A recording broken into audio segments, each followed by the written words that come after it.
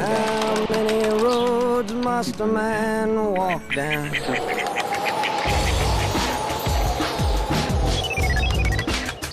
Gillian Laub's career in photography started out in an almost dreamlike fashion, but soon took a much more serious turn as her art and her interests began to collide. I got really lucky right out of school. I dropped my book off blindly to the New York Times Magazine, and that next week I was put on a cover assignment. So I was doing all the work that I never dreamed I'd be doing, and September 11th happened. I was put on assignment from Newsweek to go to people's homes that had lost their families in the towers. That actually changed everything because I realized the power of photography. Because here I was, a stranger, walking into mourning. They actually still think that their loved one is going to walk in the door, hoping. And I was so fearful walking into their homes. I mean, how do you face strangers that you don't know that just lost, their most loved people in their lives? So they were thanking me because the picture was going to be put out in the magazine so they could help find their loved one. So somebody, if they saw them. So I just felt as if a photograph had a purpose, a larger purpose. So that was one thing.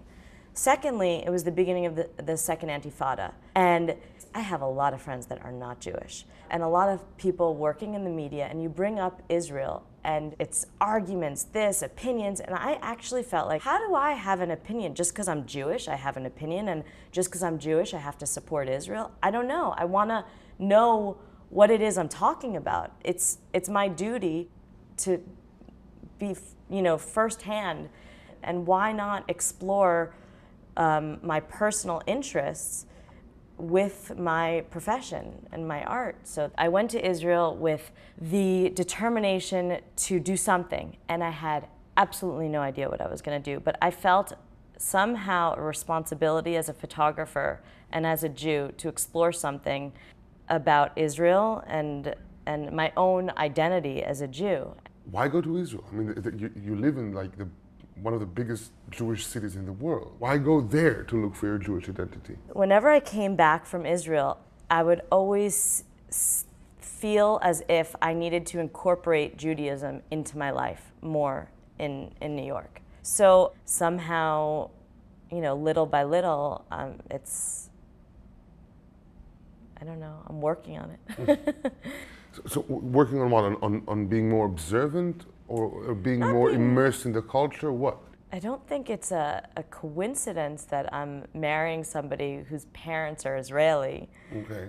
When I was younger, I thought it wasn't important for me to marry a Jew. In fact, I wanted to rebel against that. And as I got older, it seemed more important for me to find. Because it's a shared history. We're all crazy, fucked up people. That I can agree with, I have to say. We're nuts. So We're nuts. I feel most at home with somebody who's equally as complicated and fucked up. Do you enjoy being, Jewish nuts fucked up? I think I can't live without it. It's just what feels natural to me. I've been talking to several American Jews in the past 2 weeks. Whenever I ask them about their Jewish identity, boom, Israel comes up. Why is Israel so central to American Jewish identity? Honestly, you are speaking to people that Israel is so important to them. But I have friends that have no interest in ever going to Israel that are Jews. They don't want to be affiliated. But they have an interest in Jewish identity outside of Israel? Nope. No, that's what I'm saying. No. The people who are interested in Jewish identity. Not Woody Allen. Not Woody Allen. Woody Allen could care less about Israel. Well, okay, but I mean, it's where look, there's this. I don't have it. Just how do you explain? It feels like home. It feels that's where. If I didn't have all my family and friends here, that's where I would feel at home. So you went to Israel and you didn't know to begin with what you wanted to do. What drew you to the victims on both sides?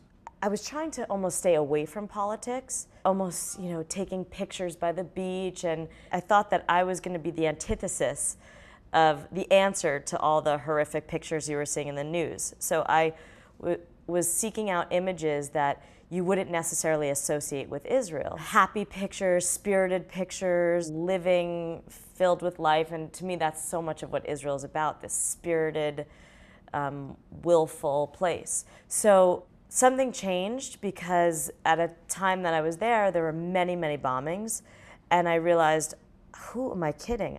I'm kidding myself. I have to somehow address this, and I had no idea how I was going to address it. So I went to Tel Shemer Hospital, to the rehab clinic, and I met people that had been in terrorist attacks. And this one woman, Kinneret, who changed my life.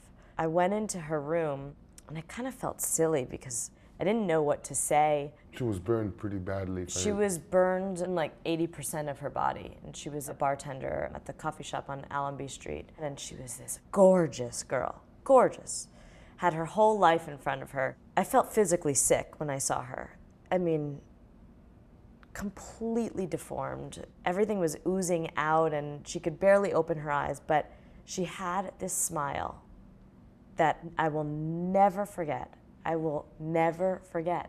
And here's all of this. I'm seriously gonna be like, I get upset when I think about it, because here's, this whole political situation happening. Everyone has an opinion. Everyone's so opinionated about it, and they know what's best for what should get done. Everyone has the answer. But here's this girl, an innocent civilian, and she is burned from head to toe, and she has a smile on her face, and she says, "I'm lucky to be alive." I mean, what? So it's like, if this person, everyone, she has something to give. She has something to share. She is actually living the wounds from what's going on, and she has hope and forgiveness and compassion. So this is a woman that I felt like people need to learn from her. So that's when I felt I have to do something. So I got a grant from World Press Photo. The title, so appropriate, was called Enough. So that began that part of the project where I photographed people that were survivors of terrorist attacks. And what did you learn? Every single person that I had met that was in some kind of, they were maimed, wounded severely, it seemed like they all had forgiveness and compassion, and